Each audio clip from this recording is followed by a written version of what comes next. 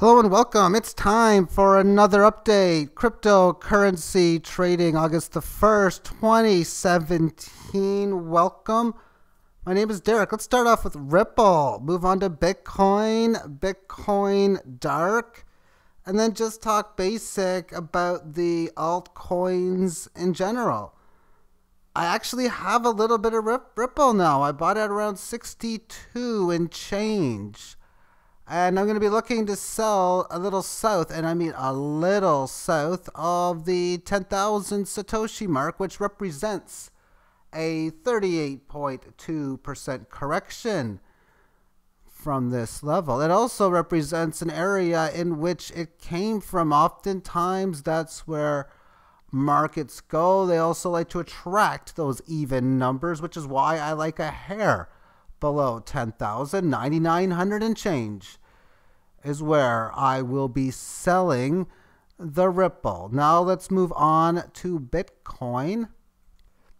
And for those whom received the book, I haven't killed any orders. Definitely for Ripple, if it goes to those key numbers, I will still be a buyer there, as I think it's going to be a bottom, but maybe there's another leg lower in the alts. We'll talk about that. Also, I'm going to probably be making another one, try to find some key, interesting, profitable topics, and I'll be posting that for September. Anyone who purchased the August one will get it for free as a special thank you, because it's been an amazing time doing this content creation. Okay, so Bitcoin.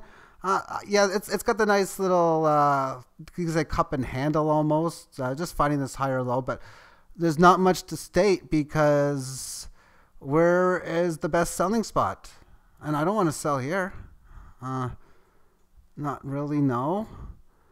Maybe if I have some of these buy orders come in, then yeah, that's the only way I'd want to sell. And even then, it's the more often you test resistance, the more likely you take it out. So I don't have a sell order in until around 3,200. And I won't have one in around here unless, again, like these buy orders get filled. There's really not much more to go over with Bitcoin because it's just going sideways. I'm surprised it didn't sell off a little bit more. I have no idea what its next move is going to be, whether it's a break of resistance to the key 32 level, or if it's going to make a move below this band and test a much lower level, which would be around, break of 24. Anything at 24 just keeps us in its rectangular sideways correctionary phase. So let's move on to Bitcoin Dark. And I can't show you a chart, but I can show you how I traded it today. And I guess I could show a chart technically, but you know what? That really isn't important, and this is an important way of doing it. But one thing that I focus a lot on is mistakes, being conscious of your mistakes. You don't get pissed off about them, but just don't try to make that mistake again. And when this thing came out around, before 3 o'clock p.m. Eastern time, the price was pretty darn near low. When it was trading on, Yobit, it was trading around 13%. And I couldn't exchange any funds. I also realized that Yobit is a nothing exchange compared to this one. And if this one sells off, Yobit's going to sell off later. So I wasn't exactly sure what the direction of the market was going to be. So I decided, well, let's just put a whole bunch of sell orders in. So mistake number one, I shouldn't have sold at 67. I mean, that shouldn't have been the first sell order. 95, that's fine. That's a fine first sell one. Even though that was a little low, given the 13.5 price, you're still uncertain if this thing is going to roll over. And I shouldn't have sold that. Next mistake here. 2 of them around this area? Maybe 1, that's fine. But not 2 of them. Okay, sorry about that. I thought the video actually stopped recording and I was going to redo it. So it's all fine. Let me just bring this back. And again, sorry for the confusion. I accidentally pushed a button that I thought, I didn't know what I pushed. And I thought it stopped the tape, and I gotta have to redo it again. Okay, I guess I'm not gonna do Ripple. I'll do Bitcoin. I'll do this. But no, it's all working good. And I also got what the last trade is. But going back to as I was stating, as I made two sell orders at around the same price. 121, fine, 145, but here's the deal. If I'm going to be selling, I want to buy back what I sell cheaper. So I sell 145, I buy it back at 119, I buy it back again at 100, and then I sell at 118, 145, 170, I buy back again at 138. Price action is at 162. I'm selling again at around this same previous number, I think 16999, a very small hair under the 17. So that's what I'm doing. Swing trading, I only had a little over 1.5 Bitcoin. So I don't have that much, but I have an okay amount. But what I'm doing 1/5 per segment. I only got 8 tokens or 8 segments that I'm betting with. So once I have 8 more sells and buys, I'm out. So I'm going to play it. It might end up being very costly if this market goes significantly higher. But if it, either way, I'll take the profits. And because I sold so big yesterday, well, I sold at 13.5 on YoBit. That's the big reason why I should have not sold here. Because the key thing is you might take what you think is a really bad sale just to guarantee some sort of profits, but that was already guaranteed from yesterday. Okay, so let's now move on and talk a little bit about the altcoins. And I bought dozens and dozens of different, a couple dozen different coins today. One of them being Ripple at around 62. And Fibonacci, 38.2%, is in at around, I think it's a little around 10. It's a psychological number. It's in an area where it came from.